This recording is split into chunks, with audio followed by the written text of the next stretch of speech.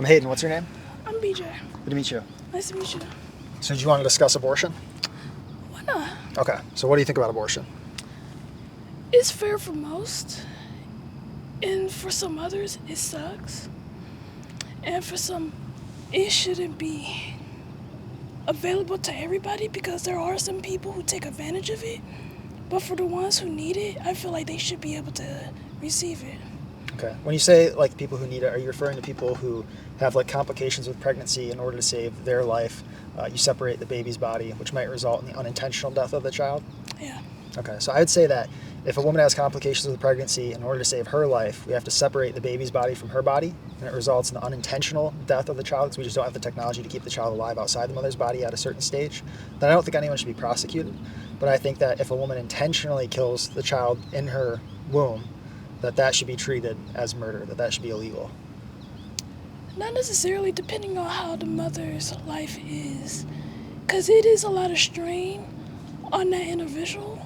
And for them to live their life knowing that it could be a mistake and it couldn't have been a mistake. But knowing that you have to sacrifice a huge part of your life just to maintain like another child, it's a lot. It's a lot.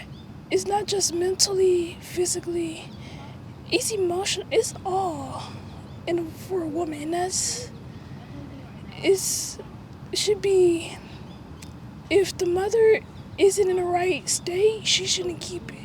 Because there are some mothers who do go through with it who don't treat that child right. And there are some mothers who do keep it, but they're using the child for financial gain or whatever the case may be. Some mothers shouldn't be mothers, and that's one thing. Mm-hmm. Just one thing you mentioned there, you said that some mothers shouldn't be mothers. But in the case of abortion, the woman is already a mother.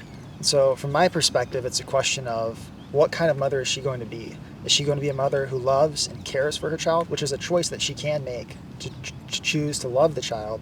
Or is she going to be a mother who chooses to murder the child and take away its life by abortion? And I just think that if instead of loving and caring for the child, she chooses to actually take the life of the child by abortion, I think in that situation, there should actually be criminal penalties for that. In the case of a woman who intentionally kills the child, I would want that criminal penalty to be murder. But in those beginning stages, it's a fetus. It's not classified as a baby yet. It does have a heartbeat, but it doesn't classify it necessarily as a baby until it gets its full state. But in that fetal state, it's not classified as a baby. So I would actually probably agree with you that we wouldn't refer to a child in the womb as a baby in every circumstance, though I'd point out that we might in some, for example, having like a baby shower. But when you refer to the child in the womb as a fetus, you're essentially referring to the child who is in the fetal stage of development.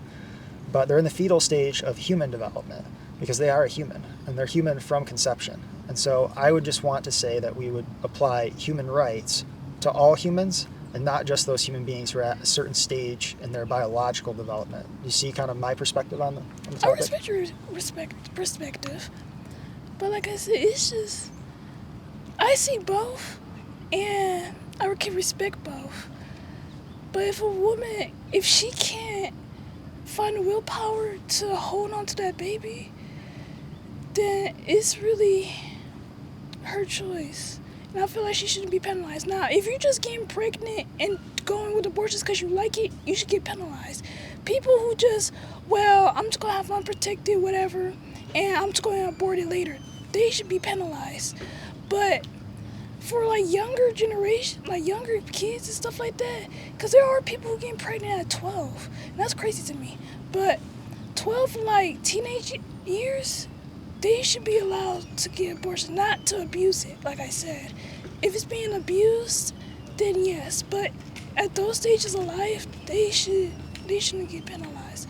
And I understand, like, the fetus doesn't have a choice in the matter, but at the same time, you're sacrificing your future over something that could have been solved. Yeah, but I don't think that the solution to potential hardship for the mother in terms of raising the child would be actually taking the life of the child by killing it. One thing you mentioned that I actually thought was interesting is you said that if a mother is sort of abusing abortion, like not using protection or having multiple abortions, that would be wrong and that she should be prosecuted in that case. To me, if you would be prosecuting the woman in that case, it would be an indication that you're recognizing that the child in the womb actually does have a right to live.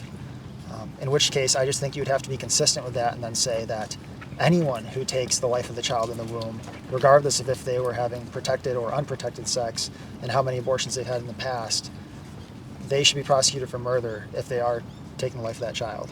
But that's like saying someone on campus had unprotected sex and they get pregnant. In order for them to maintain their life on campus, they had to get an abortion. What should they do in that instant? You lost your future, or you can still keep a narrow steroid, but you will still have to murder. Yes, I would want parents to prioritize the interests of their children ahead of their own desires. I think that's what good parents do. They say, I'm going to actually sacrifice myself for the good of my children. And see, I see that, because that's what happened with me and my parents. They did that to me. But then now, as I'm growing, I see that wasn't fair to my mom. I'm not saying I should have been aborted on my brothers or any of my other siblings, but seeing how much a parent loses, it puts a lot of guilt on you. Not just guilt like, oh, it's your fault, but it's like, damn, like they really gave up their life. I think you're selling yourself short, because I think that to your mother, let's say that, we don't got to use your mother, but let's say that a woman decides to drop out of school in order to raise the child that she had from unprotected sex. We might consider, or some might consider, the not being able to finish college or get that degree as a loss. But what they might not be seeing is the tremendous gain of actually having a child in your life that you can then raise. So when you mentioned the loss that you think your mother may have had from sacrificing some of maybe her desires to raise you, I think you're selling yourself short, because I think you're selling yourself short in the fact of the tremendous benefit that children can be to their parents. No, me and my mom were best friends. She'll even tell you that. It's not the fact that she, like, say you wanted to finish school or something like that. It's not just school. It's about your social life. It's about not just friends, but it's like you lose who you are trying to be a mother or trying to be a wife. You forget who you are because you're prioritizing that, and that is a loss. I'm just curious. Can I ask you a question about that? I'm curious. Do you think that your mother lost herself by raising like you and your siblings? I don't imagine that's the case. She lost opportunities. I'll say that. Weren't other opportunities gained though, in the form of being able to actually care for you and your siblings? But at what cost? It costs a lot. And that's why I said it's not like that for every household. Most households are going through worse. And something that she taught me was, out there's someone who always going to have it harder than you. So you just got to take it one day at a time. But at the same time, there's a lot of stuff that she wanted to do, she wasn't able to do. And that's messed up. You're not supposed to go through there. You're not supposed to. Don't go through this. It's, But anyways, it's a lot of stuff she could have done. And I kind of wish she would have. Instead, she prioritized me and my siblings. And I don't take that from her because I appreciate her for that. Mm-hmm. But at the same time, kids take a lot. And some people aren't just ready to give that up. And that shouldn't be, oh, well, you're already pregnant, so now you have to give it up. Now you feel obligated to give up a part of your life to become a mother. And that is something that a lot of women lose themselves because they're trying to be a mother. Or you can have them horrible mothers who, okay, I'm going to be out for a long time, don't open the door for nobody, da-da-da. Now the mother's out, or they trying to be herself instead of a mother. It's pros and cons to it. either way, you either lose yourself and become a mother or a wife, or try to keep a part of yourself, but trying to struggle with being a mother, being a wife, being this, that, and the third. It's possible, yes, but it's hard. And it's a lot. I'm curious. Let's say that we have a mother who chooses to prioritize the well-being of her children and decides not to go out and stay out late at nights, but instead spends time reading to her child, caring for her child, changing diapers, feeding the child, cooking healthy food for the child. And then in comparison, we have a mother who does go out to, let's just say, the club till 1 a.m. The child is sitting in a spoiled diaper for 3 hours and doesn't get enough food, is not well fed, underweight, not going to the doctor's office regularly for checkups. Wouldn't we view the mother who chose to sacrifice for the well-being of her children as the one who's actually should be morally applauded and given praise for sacrificing some of maybe her former desires for her new desires to care for her children? That's a mother. That's a praise already. That's a mother. Now, that's why there's different titles. You got moms, and you got your real name, government, whatever. But a mother is someone who will love their child unconditionally and do anything for them. Now, when you say how mothers will leave their child in dirty diapers and this, that, and the third, there have been cases. I read a case, or I watched a case, that a mother left her child in the bed for weeks while she went out of town. And when she came back, the child was dead in the bed. Wouldn't that same murder be the same type of murder as if she got an abortion? Yeah. So if a woman neglected her born child, say a 3-year-old, to death by going on a vacation for a week and leaving the child without appropriate child care, and the child dies, I think we would all look at that in horror as something that's an absolutely horrific outcome, and that the mother should be prosecuted for that. And in the same way, a mother who, instead of neglecting a child to death over a period of a week, chooses to actually execute the child by getting an abortion that results in the child dying, I think we should also view that as murder. But how should that be any different from her just getting an abortion? You said you would be horrified to find out a 3-year-old was left unattended, died from abandonment. Yes. So why should those feelings be stronger if she had just got an abortion? No, I think they should be equally strong. I think they're both instances of murder, right? And so I think that our horror at the mother who neglects her 3-month-old or 3-year-old to death by going on a vacation for a week and leaving the child unattended, I think we should apply an equal amount of horror to the child who is murdered in the womb by abortion. So if it's an equal amount of horror, would you prefer it to be an equal sentence? You're not. So just fair warning. You're not going to like this answer. But I want to be honest with you and tell you what I actually believe. All right. Okay, is that fair? Of course. Okay, so I believe that anyone who murders anyone should get the death penalty. In particular, I'll restrict that to adults. I haven't really thought much about whether it should be between children and adults a different penalty. Right, because I was going to ask, what about like a 13-year-old, 12-year-old? It's children, like I said, getting pregnant, and so... I just want to, can I quick finish answering your question? Because I want to make sure I do the dignity of answering all of it, not just part of it. So, the woman who neglects her child to death by going on vacation for a week, I would support the death penalty for her if she's prosecuted on murder charges and convicted after a fair trial. In the same way, a woman who murders her 10-week-old in the womb, who's still developing, I would also support murder charges there.